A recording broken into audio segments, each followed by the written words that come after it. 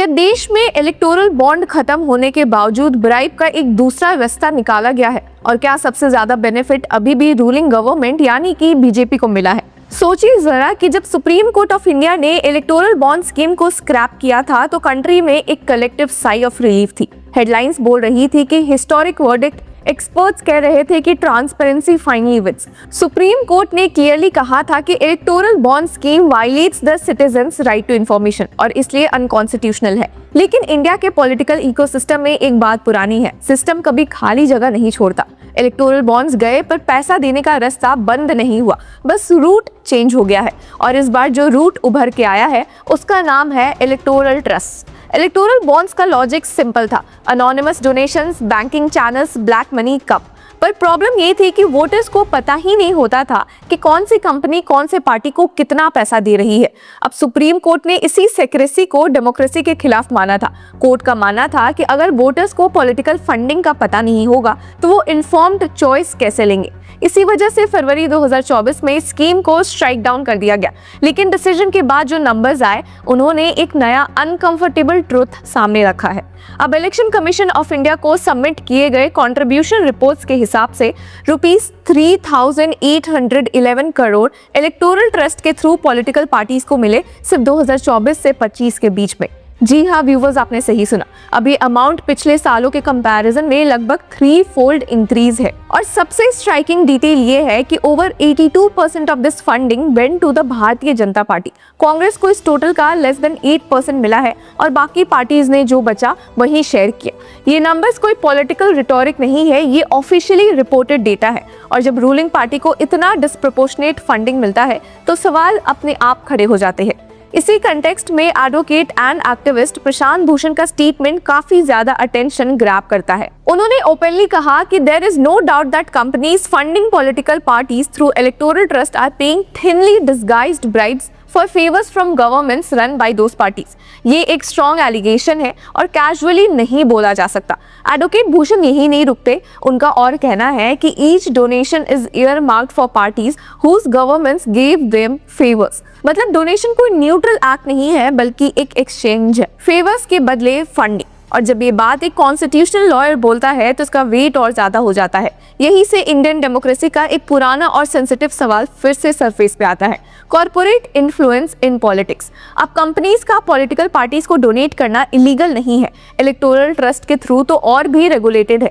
लेकिन जब डोनेशन का पैटर्न पावर के साथ परफेक्टली अलाइन करता है तो कोइंसिडेंस कहना मुश्किल हो जाता है। क्रिटिक्स का मानना है कि कंपनीज मोस्टली उन्हीं पार्टीज को डोनेट करती है जो पावर में होती है, क्योंकि वही पॉलिसी डिसीजंस लेते हैं, कॉन्ट्रैक्ट्स देते हैं और रेगुलेटरी अप्रूवल्स कंट्रोल करते हैं। और जब डोनेशंस गवर्नमेंट अप्रूवल्स, लाइसेंसेस या कॉन्ट्रैक्ट्स के बाद आते हैं तो सस्पेशन और गहरा हो जाता है। अब थोड़ा इलेक्टोरल ट्रस्ट को समझना भी जरूरी है।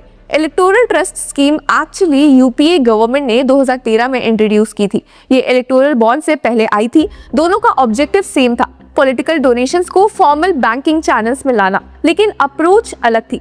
इलेक्टोरल ट्रस्ट को हर साल इलेक्शन कमीशन ऑफ इंडिया को रिपोर्ट सबमिट करनी होती है जिसमें डोनर्स और रेसिपिएंट्स दोनों का डिटेल होता है। ये चीज पेपर पे काफी ट्रांसपेरेंट लगती है।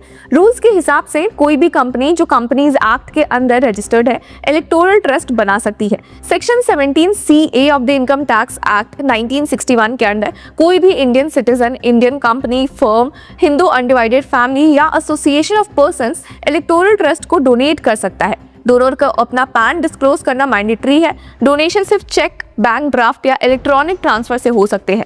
ट्रस्ट को अपने अकाउंट्स ऑडिट करवानी होती है और CBDT और ECI दोनों को डिटेल्स देनी होती है। और सबसे इंपॉर्टेंट रूल, जो पैसा ट्रस्ट को मिलता है उसका एटलीस्ट 95% रजिस्टर्ड पॉलिटिकल पार्टीज को डोनेट करना कंपलसरी है। सिर्फ 5% एडमिनिस्ट्रेटिव एक्सपेंसेस के लिए यूज हो सकता है। तो टेक्निकली देखा जाए तो सिस्टम क्लीन लगता है, पर असली इशू यहाँ ट्रांसपेरेंसी का लेवल का है। ट्रांसपेरेंसी एडवोकेट्स आर्ग्यू करते हैं कि electoral trust real time disclosure नहीं देता। पब्लिक को इंस्टेंटली ये नहीं पता होता कि कौन सी कंपनी का पैसा किस पार्टी तक कैसे पहुंचा है। डेटा बाद में आता है जब पॉलिटिकल डिसीजंस ऑलरेडी हो चुके होते हैं। इस गैप में इन्फ्लुएंस क्वाइटली ऑपरेट कर सकता है बिना पब्लिक स्क्रूटनी के। और इसी वजह से क्रिटिक्स बोलते हैं कि इलेक्टोरल ट्रस्ट इलेक्टोरल बॉन्ड से बेटर होने के बावजूद एथिकल अकाउंटेबिलिटी के टेस्ट पास नहीं कर पाता। अब इस पूरी डिबेट को और ज्यादा शार्प बनाता है रीसेंट नंबर्स। 2023-24 में सिर्फ 5 इलेक्टोरल ट्रस्ट ने कॉन्ट्रीब्यूशंस रिपोर्ट किए थे। टोटल अमाउंट अराउंड ₹1218.36 करोड़ था। फिर फरवरी 2024 में सुप्रीम कोर्ट ने इलेक्टोरल बॉन्ड स्कीम को स्क्रैप कर दिया। इसके तुरंत बाद 2024-25 में रिपोर्टिंग ट्रस्ट की संख्या बढ़कर 9 हो गई और टोटल कंट्रीब्यूशन जंप करके ₹3,811 करोड़ पहुंच गया। ये इंक्रीज सिर्फ अमाउंट का नहीं था, सिस्टम के रिलायंस का भी था। कंपनीज ने क्लियरली इलेक्टोरल ट्रस्ट को अपना प्रेफर्ड चैनल बना लिया और इस ₹3,811 करोड़ का ऑलमोस्ट पूरा हिस्सा सिर्फ 3 ट्रस्ट से आया है: prudent electoral trust, progressive electoral trust और न्यू डेमोक्रेटिक इलेक्टोरल ट्रस्ट। इन 3 ट्रस्ट ने मिलकर 98% ऑफ ऑल कॉन्ट्रीब्यूशंस हैंडल किया है। प्रूडेंट इलेक्टोरल ट्रस्ट, जो पहले सत्या इलेक्टोरल ट्रस्ट के नाम से जाना जाता था, सबसे बड़ा डोनर बना। इस ट्रस्ट ने ₹2,668.46 करोड़ रिसीव किए मल्टीपल कंपनी से। अब प्रोग्रेसिव इलेक्टोरल ट्रस्ट को ₹915 करोड़ मिले, मेनली टाटा ग्रुप कंपनी से, और उसने ऑलमोस्ट पूरा अमाउंट पॉलिटिकल पार्टीज को डोनेट कर दिया। न्यू डेमोक्रेटिक इलेक्टोरल ट्रस्ट को ₹160 करोड़ मिले महिंद्रा ग्रुप कंपनी से और वही अमाउंट पार्टीज को ट्रांसफर हुआ। यहाँ एक और इंटरेस्टिंग ऑब्जर्वेशन आता है व्यूअर्स। इलेक्टोरल ट्रस्ट का स्ट्रक्चर ऐसा है कि वो टेक्निकली इंटरमीडियरी होते हैं। कंपनीज डायरेक्टली पार्टीज को पैसा नहीं देती बल्कि ट्रस्ट के थ्रू देती है। इससे एक बफर क्रिएट होता है। Direct company to party linkage थोड़ा ब्लर हो जाता है और वही ब्लर लाइन क्रिटिक्स के लिए सबसे प्रॉब्लमैटिक है।